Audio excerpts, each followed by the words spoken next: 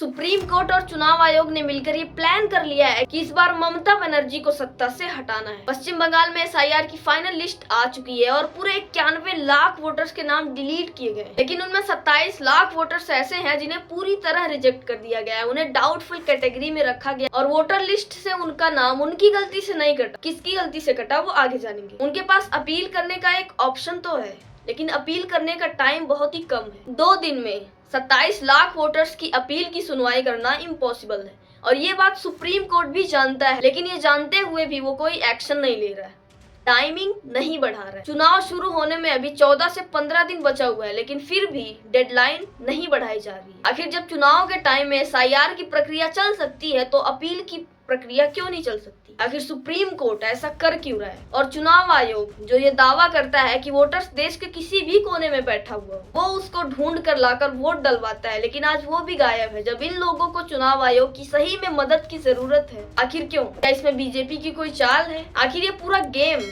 Plan कौन कर रहा है और खेल कौन रहा है? तो आइए दोस्तों, आज की इस वीडियो में जानते हैं बंगाल में एसआईआर की पूरी सच्चाई। आखिर क्यों 27 लाख वोटर्स के नाम काटे गए और क्या इस बार ममता बनर्जी सत्ता में रहेंगी या नहीं? वीडियो पूरा देखना, क्योंकि इसमें वो सच्चाई है जो आपको किसी भी चैनल पर नहीं मिलेंगी।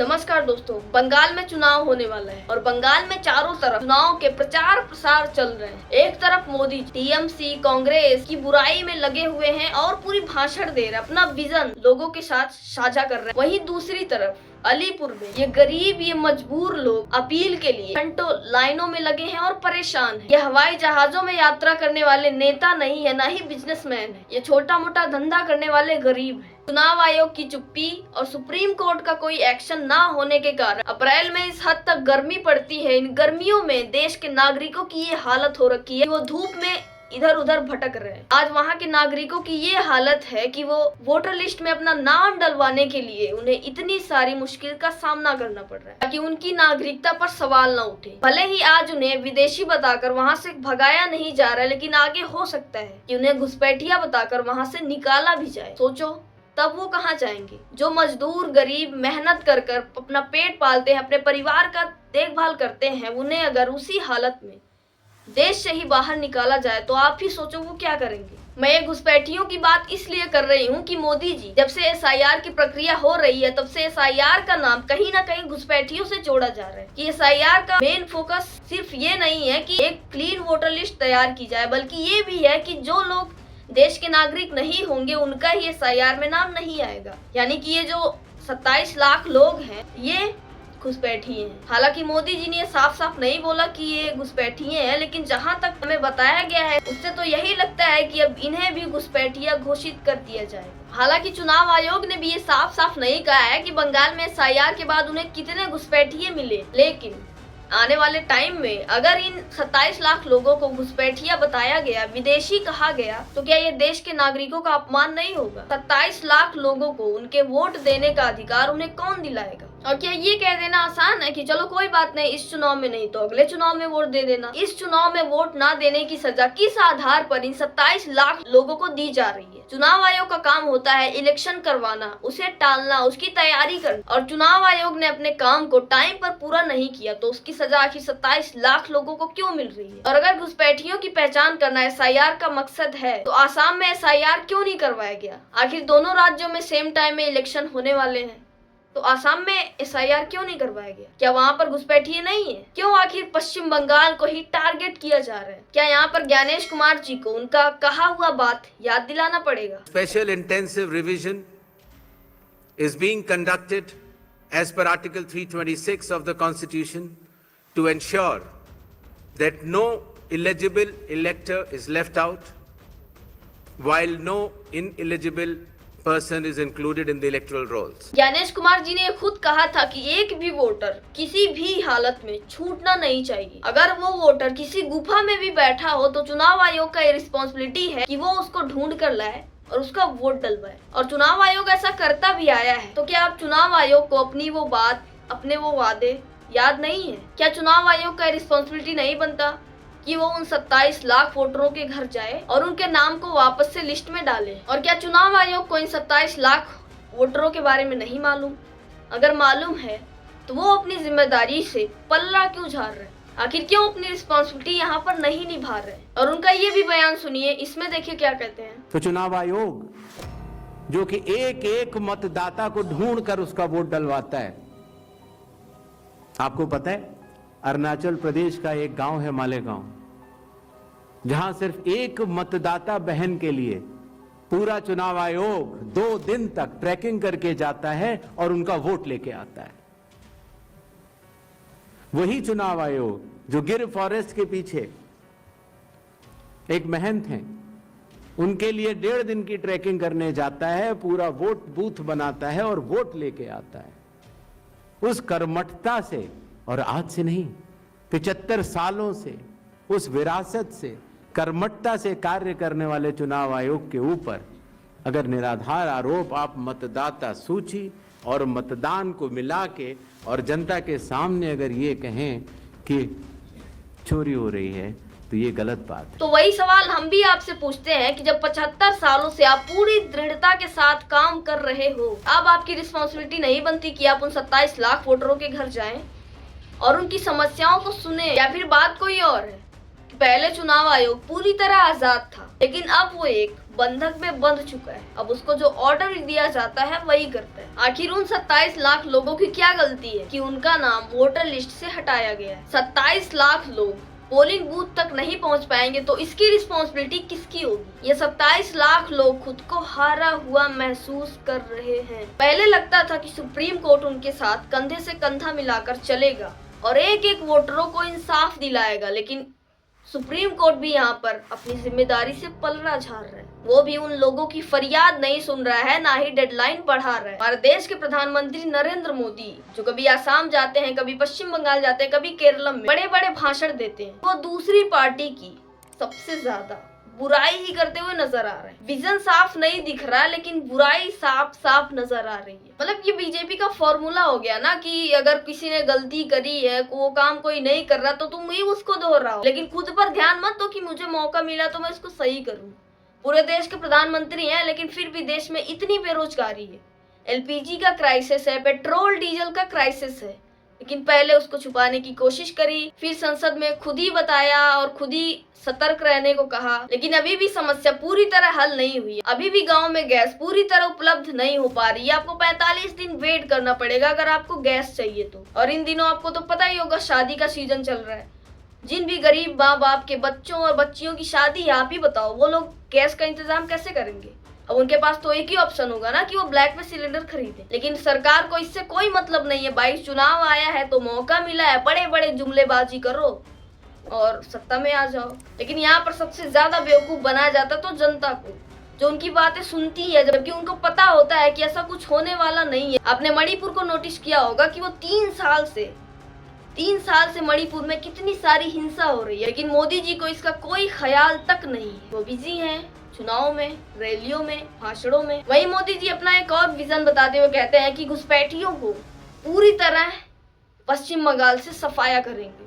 तो मैं उनसे ये पूछना चाहती हूँ कि वहां पर घुसपैठिए है कौन? क्या ये 27 लाख लोग जो आज वोटर में नाम डलवाने के लिए जगह जगह भटक रहे हैं? हो सकता है हो भी, तभी तो वो अपने चुनावी भाषणों में इतने ज्यादा व्यस्त हैं कि उनको इन 27 लाख लोगों का ख्याल तक नहीं आया। आज कुछ बिहार के किसानों के साथ भी बहुत बड़ा अन्याय हो रहा।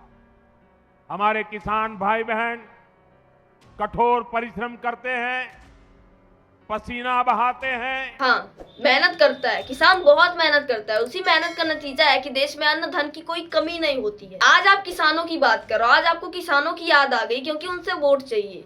जब आपने अमेरिका के साथ डील साइन किया था तब आपको इन किसानों की याद नहीं आई थी। मोदी जी के ट्विटर पर यह वीडियो पोस्ट किया गया है। बीजेपी का विजन क्या है? साथियों, 21वीं सदी के भारत में भाजपा के पास अपने लक्ष्य है, अपने संकल्प है।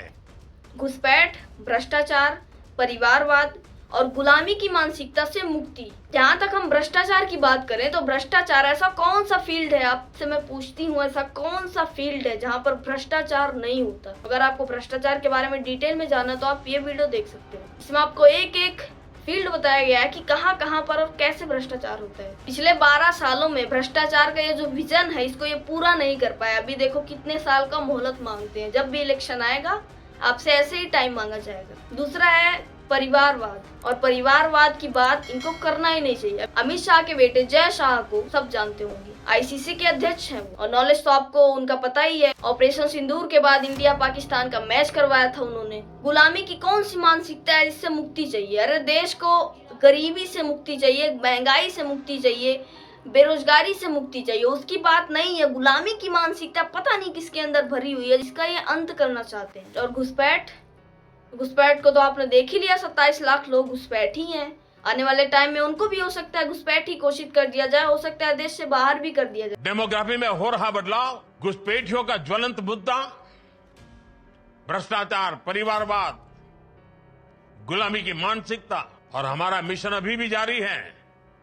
Uniform civil code, one nation one election, ऐसे सभी विषयों पर आज देश में एक गंभीर चर्चा भी हो रही है। वन नेशन वन इलेक्शन ये पिछले 12 सालों से कहा जा रहा है, लेकिन ये कब होगा इसका कोई ठिकाना नहीं है। वन नेशन वन इलेक्शन की बात करते हैं लेकिन वन नेशन वन टैक्स की बात नहीं करते। जो गरीब भूखमरी से मर रहा है, महंगाई से मर रहा है, उसकी चोट इनको दिखाई नहीं दे रही है। वन नेशन वन टैक्स की बात नहीं कर रहे हैं लेकिन वन नेशन वन इलेक्शन की बात कर रहे हैं। अगर वन नेशन वन टैक्स की बात करेंगे तो टैक्स से उतना पैसा नहीं आएगा, और अगर पैसा नहीं आएगा तो पीआर बाजी कैसे चलेगी?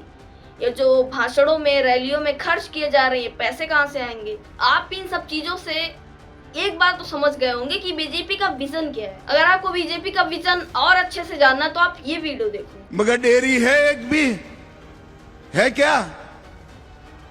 आप मेरी बात समझो, ये दोनों लोगों को चुनकर भेज दो। आसाम के हर जिले में एक बहुत बड़ी डेयरी और हर ट्राइब के घर में एक गाय और एक भैंस देने का काम भारतीय जनता पार्टी करेगी। तुम मुझे वोट दो, मैं तुम्हें गाय और भैंस दूंगा। सोचो, आज के टाइम में एआई का जमाना है, लोग टेक्नोलॉजी में आगे बढ़ रहे हैं। अदर कंट्री को देखो, और ये हमारे देश के होम मिनिस्टर हैं, ये आपको गाय भैंस देने की बात कर रहे हैं। आप सोचो ये देश को कहां से कहां लेके जा रहे हैं। आज 2026 चल रहा है और ये आपको किस युग में लेके जा रहे हैं? स्टोन एज में लेकर जा रहे हैं। आज से 80 साल पहले नेताजी सुभाष चंद्र बोस ने कहा था कि तुम मुझे खून दो, मैं तुम्हें आजादी दूंगा। और उन खून देने वाले लोगों ने ये नहीं सोचा होगा कि आज के 80 साल बाद भारत के गृह मंत्री आकर आपको गाय और भैंस देने की बात करेंगे। अब आप ही सोचो, पिछले 10 सालों से आसाम में बीजेपी की सरकार, अगर उनको ये देना होता तो कब के दे चुके होते। ये जुमला है। दिल्ली की सीएम रेखा गुप्ता केरल में जाती हैं चुनाव प्रचार में और कहती हैं कि आप भाजपा सरकार बनाओ, आपका विकास दिल्ली की तरह होगा, यानी कि दिल्ली की तरह विकास केरल में करवाएंगे। केरल को डेवलपमेंट नहीं दिया गया, केरल के लोगों का जिंदगी बेहतर नहीं हुआ।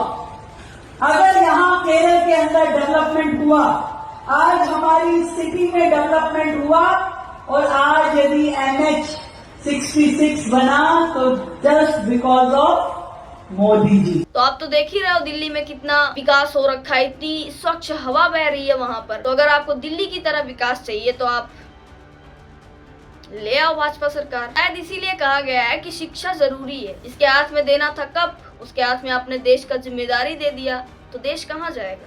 जहाँ प्रधानमंत्री मोदी जी को महंगाई कम करने की बात करनी चाहिए, रोजगार देने की बात करनी चाहिए, एआई टेक्नोलॉजी में आगे बढ़ने की बात करनी चाहिए, एजुकेशन सिस्टम को बदलने की बात करनी चाहिए, वहाँ वो अदर पार्टियों की बुराई करने में लगे हुए हैं। फैसला आपके हाथ में है। आपको ऐसी सरकार लानी है जो आपको गाय और भैंस देने की बात करेंगे, या फिर ऐसी सरकार लानी है जो एजुकेशन सिस्टम, विकसित भारत, किसानों की परेशानियों को सुनना, महंगाई कम करना, भ्रष्टाचार खत्म करना, इन पर बात करे। बात नहीं, इनफैक्ट उसको प्रैक्टिकली करके भी दिखाए। वैसे आपको क्या लगता है, पश्चिम बंगाल के लिए ममता बनर्जी बेस्ट है या फिर बीजेपी? आप अपनी राय कमेंट करके बताना। और अगर आपको मेरा ओपिनियन जानना है कि किसको वोट देना चाहिए, बीजेपी को या टीएमसी को, तो आप कमेंट कर देना, अगली वीडियो आ जाएगी। बाकी आपको क्या लगता है, 27 लाख लोगों को फिर से वोटर लिस्ट में जोड़ा जाना चाहिए या नहीं? जितना हो सके इस वीडियो को शेयर करो, और अगर चैनल पर नए हो तो ऐसी इन्फॉर्मेटिव वीडियो को सब्सक्राइब करो। बाकी मिलते हैं नेक्स्ट वीडियो में। Thanks for watching. जय हिंद, वंदे मातरम।